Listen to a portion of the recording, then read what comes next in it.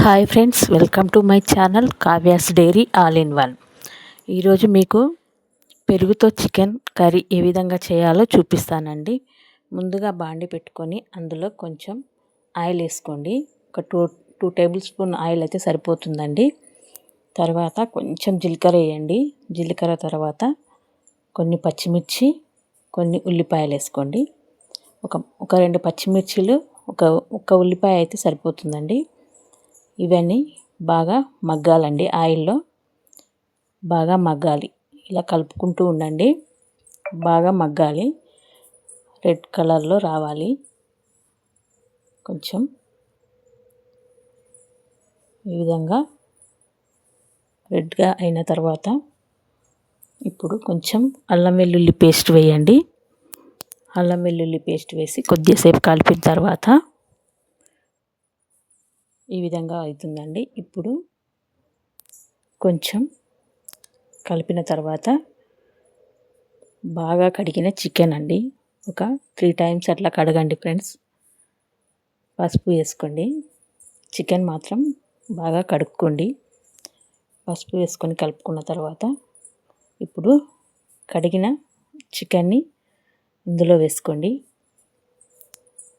ఈ విధంగా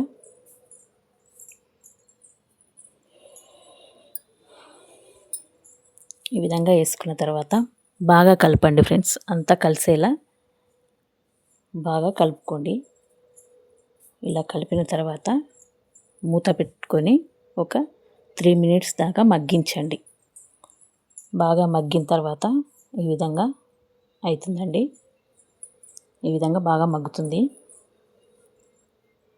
ఈ విధంగా అయిన తర్వాత ఇప్పుడు కొంచెం కారం వేసుకోండి. ఒక 3 టేబుల్ స్పూన్ వేసుకోండి, సరిపోతుంది.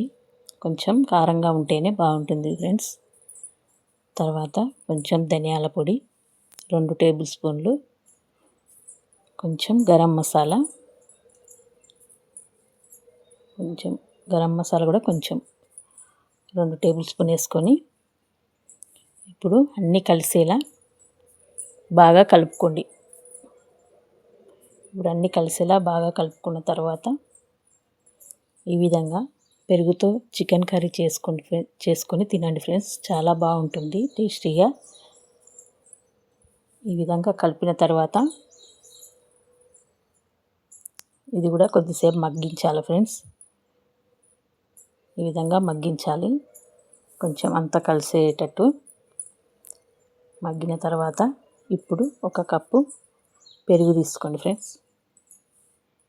పెరుగు తీసుకొని ఈ విధంగా వేసుకోండి.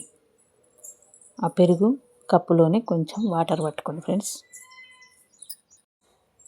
ఈ విధంగా పెరుగు వేసుకున్న తర్వాత బాగా కలుపుకొని పెరుగు తీసుకున్న కప్పుతోటి వాటర్ తీసుకోండి. కొన్ని వాటర్ తీసుకొని ఈ విధంగా వేసుకోండి ఫ్రెండ్స్.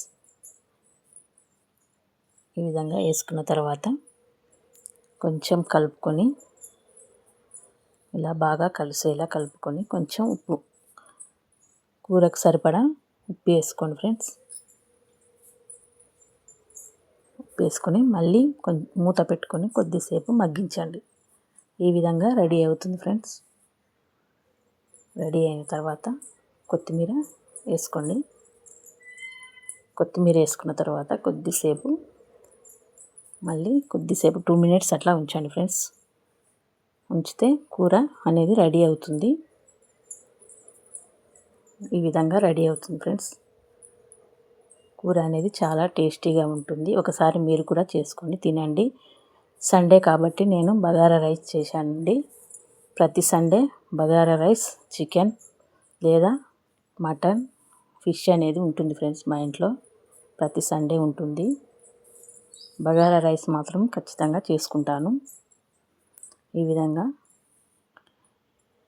బగారా రైస్ తోటి చికెన్ కర్రీ చాలా టేస్టీగా ఉంటుంది. రైస్ తిన్న తర్వాత ఈ బట్టలు కుట్టాలి ఫ్రెండ్స్. తిన్నది అరగాలంటే ఇది కుట్టాలి. నా వీడియో కష్టాలు చూడండి ఫ్రెండ్స్. ఈ విధంగా వీడియో అనేది తీసుకుంటాను నేను. ఈ వీడియో నచ్చితే